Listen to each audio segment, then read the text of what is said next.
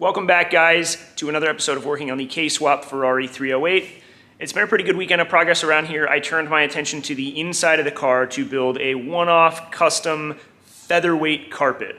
And I'm doing this because if you've been following along with the series so far, you know there's a lot of irons in the fire and I'm waiting on a lot of stuff to show up. We need an engine to show up, we need a transmission, we need all the material to build a turbo manifold and all the charge piping, we need plumbing to actually plumb the car, we need wheels and tires so that we can actually build out the suspension, so on and so forth. Lots of stuff that has to happen, but I don't want to rush any of it, so I'm doing what I can while I can, because a lot of this kind of stuff is a waiting game.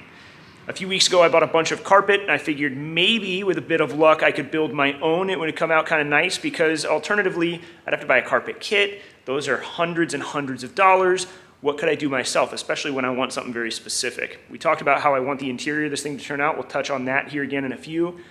But honestly, this has turned out pretty good, and I think if I can do this, that means anybody can. I've never worked with fabrics, upholstery, nothing like that, and it's turned out pretty sweet. I'm most of the way done with it. And I think this is gonna be helpful for you guys because maybe you bought a car that has no carpet in it, you bought a stripped out, former race car and you wanna build your own and replace it. Maybe you've got a car with a nasty carpet, or maybe you're just trying to do the same thing and you wanna build an alternative to a factory heavy sound deadened carpet with something that doesn't weigh practically anything. So I'm gonna show you guys how I've done it. We'll take a look at how this project began and then I'll show you guys how it's actually turned out. So I wanted to start this episode by looking back at what the floor of the car looked like when we first removed the carpet, because most of it was covered in glue that held down the carpet and sound deadening. And at the time I said I might just leave it because it doesn't matter, but I've since decided I want to remove as much as I can because it seems like the right way to do things. When we removed the carpet and the sound deadener, we used a bristle disc on the air grinder in order to whip it all away. And we're going to do basically the same thing. Khalil grabbed another bristle disc and the battery-powered die grinder and got to work while I began making templates, but we'll get there in a few. The bristle disc did a great job of removing everything. It got rid of all the adhesive in pretty short order without tearing things up, and we only burned through about 2 of the discs doing the entire interior. Now before we move on to the final result of the grinding, I'll say if you like this channel, if you like this build, or you just want to stay tuned and see how it goes, do me the favor of subscribing, leave me a comment, leave me a like. That kind of stuff helps my channel grow and it helps me out a bunch. As you guys can see, this is looking a whole lot better. The metal is a lot more smooth and there's no standing adhesive anymore. At least for the most part. It's going to be smooth enough to adhere carpet to. The only problem at hand, though, is that the bristle disc did pull back some of the paint in areas, and you can see those shining here. It's leftover raw metal, and that's something we don't want to leave trapped underneath the carpet. So we are going to do our best to prevent any future rust by coating all of this stuff.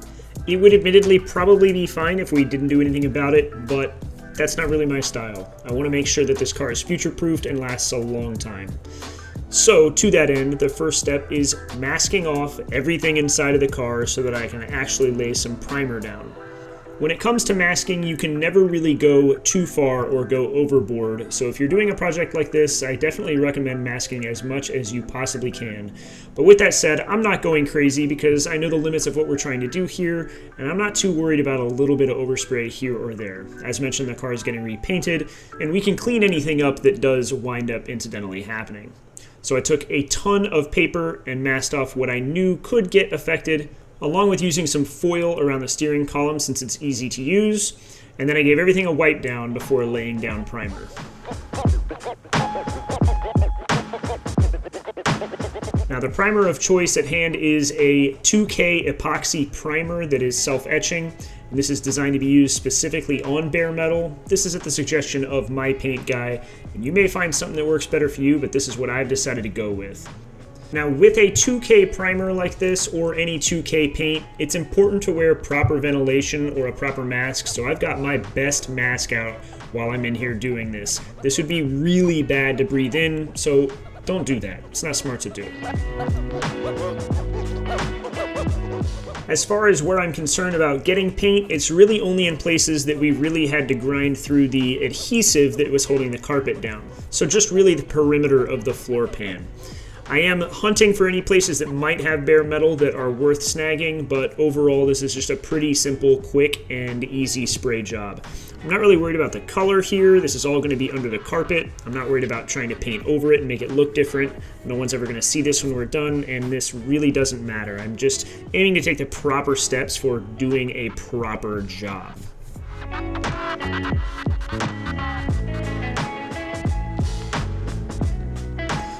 And the finished product looks pretty good if you're not too worried about color. It is pretty stark, it's nearly white. But now I know that there's not going to be any rust problems in the future. This stuff's going to hold up, and we've got a really good surface for adhering our carpet down to. So I'm pretty happy with how this turned out. With that done, it's time to make some templates. Now, obviously, I started this process before laying down that paint while Khalil was busy grinding on the other side of the car. But I wanted to show a little bit of the process. It's not complicated, it's just time consuming. But I like to spend that time making a template that fits really well and doesn't leave any room for error, as that's how you get a nice quality finish, fit, and finished part. My templates tend to look kind of like a patchwork quilt of poster board and tape, but using those bits and pieces and taking time to expand them like this tends to make them fit a bit better instead of trying to do it in one shot. Now, the keen of you guys are obviously going to notice, I've seen the comments before, my templates are made out of DTM posters, and yeah, I've got hundreds and hundreds, if not thousands of these things. An error with our printer last time meant we got way more than we ordered, so if you guys would like to see these returned to the StanceWorks store with some apparel, let me know and I can add some there. But for now, I'm just going to use them as templates because they work really well. We're ready for actual carpet, so let me show you what material I've actually chosen to do this job with. So this stuff is called Perlon Felt, Perlon being the pattern and felt being the fabric itself. And I got this stuff from a company called AppBiz here in Los Angeles, but I'm guessing there's other companies out there that sell a similar product. I went with this because it's what's found from the factory in old Porsches, and I like the look of it. It's very utilitarian looking, it's very simple. I think the pattern on it, which is kind of a salt and peppered look, will be very good at hiding dirt and grease and grime.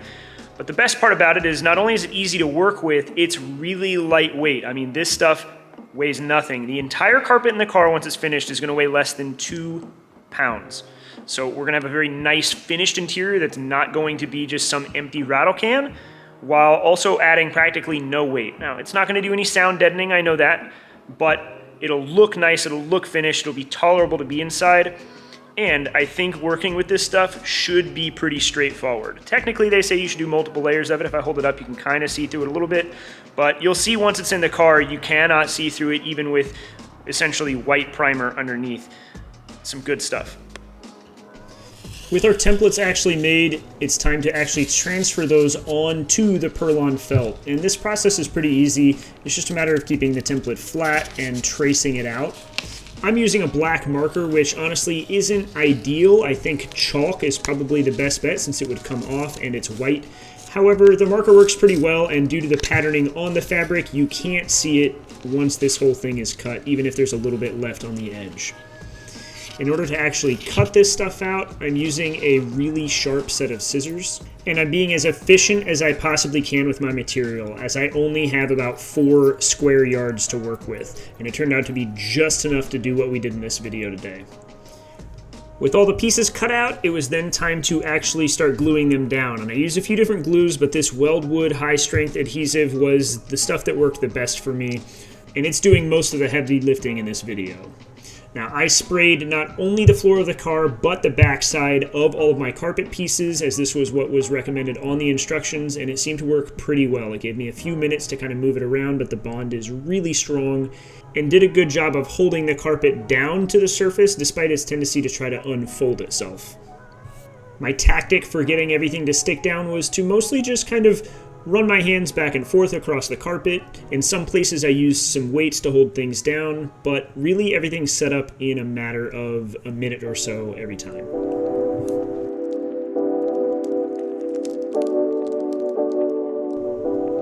From there, I worked my way around the car, adhering my pieces down to the floor.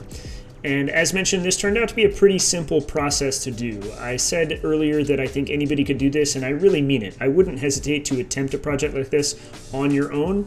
It really is all just a matter of making templates that fit and then copying those templates onto the carpet and kind of using your brain to make sure the pieces that you're making will fold over your surface as well. You'll have to figure out where your seams go and where your cuts go, but honestly, it's not hard. If your paper fits, your carpet's going to fit. The biggest part of the entire project was doing the floor. I wanted to take even more time than the rest to make sure this was going to fit and look good because it's going to be the most obvious piece of the entire carpet. It would be what catches your eyes first, and it needs to lay really nice and flat. Even still, these templates only took about 20 minutes to make, although I did have Khalil there to lend a hand and get this job done. With all of the templates made, we started gluing in some of the side pieces, and the passenger floorboard was a bit more complicated. It does have a drop to it and had some extra kind of folds and layers that needed to be made, but still nothing out of this world complicated. In spots like this, I used tape against the base carpet to ensure I didn't get any adhesive on it, as it would definitely show when this is done. And in this clip, you can also see that I used some of my dimple dies to hold this small piece in place because it did want to unfold. And the benefit of the dimple dies is they are very small but very heavy and worked really well to hold the carpet in place as the glue dried.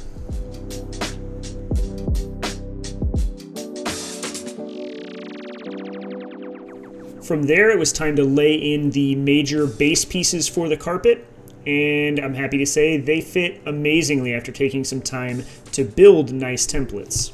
We made holes and slots for things like the factory seatbelt mounts, the factory shifter mount, so on and so forth. And even with all of that, everything fit perfectly. This is without glue too. This panel is just laying in place. This was just a test fit. So needless to say, once these are glued down, the fitment is going to be bang on. All right, so we just put the last piece in on the floor panel. Neither side is glued down yet, and I don't have kind of the shifter water passage tunnel in the middle done yet, but overall, we're pretty much finished. I'm out of adhesive, so I'll have to order some more. But honestly, I can't believe how well this came out. It looks incredible. I mean, given the fact that it's about $100 total in materials between the fabric and the glue, and the fact that this only took, a weekend to do, the fitment is amazing. I'm blown away. I didn't think it would turn out this nicely. I'm excited to show you guys. Check this out. Now, I couldn't help but throw the dash, the steering wheel, and the shifter assembly back into place because look at it. I wanted to see what this thing's going to look like finished, or at least get an idea of it, and this blew every expectation I had out of the water. I am so thrilled with the way all this stuff fits, and even with the floor pieces not glued in, this stuff looks fantastic. I've mentioned in a previous episode that my overall goal is for an interior something like an F40 or maybe an old Porsche RSR, and I think this fits the bill absolutely perfectly. I don't think that there's a better option out there, and I think this looks a lot better than the factory carpet or a factory carpet kit that could fit in its place. I think this has a very Spartan and utilitarian look to it, and I think once the entire interior is finished up, it's going to look right at home, and no one will be the wiser that I made this myself over the weekend. I threw one of the Brid Zeta 2s in place for one final guess at how this is going to look, and I'm pumped. All right, diving into some of the details, none of this panel is glued down here, so we're just kind of hanging out in the edges and the corners, so we'll figure that out. But the fitment is really nice. This whole side lined up really well, no complaints whatsoever. I haven't done the footwells yet. I got to kind of figure out how to make them as uncomplicated as possible. And then we haven't done this kind of center, what would normally be a trans tunnel. I haven't decided what to do about the seat mounts yet. I might paint them, or I might just leave them. They don't look too bad in there. You'll never see them once the seats are in. Maybe I'll put a piece of carpet on them, but I'm not too worried about it. Let's check the other side out. Over here, we had to do this floor pan in a couple of pieces, so they're just kind of sitting here overlapped, and I have some tape holding stuff down since these aren't glued into place yet. And once we have glue, we'll kind of close up some of these gaps here and get this stuff to sit the way that it should. But overall, I think it came out really nice. All of these seams on the corners look really good. Some of these seams are visible, but I really don't think you'll see them once the whole car is together, and unless the doors are open and it's a really bright day and you know to look for them. And even still, I don't mind that they're there. There were seams there from the factory. I'm probably going to box the rest of this in. There used to be a panel down there, so I'll probably put maybe the ECU and things like that in there. But overall, this looks awesome. I'm just so pleased with how it came out.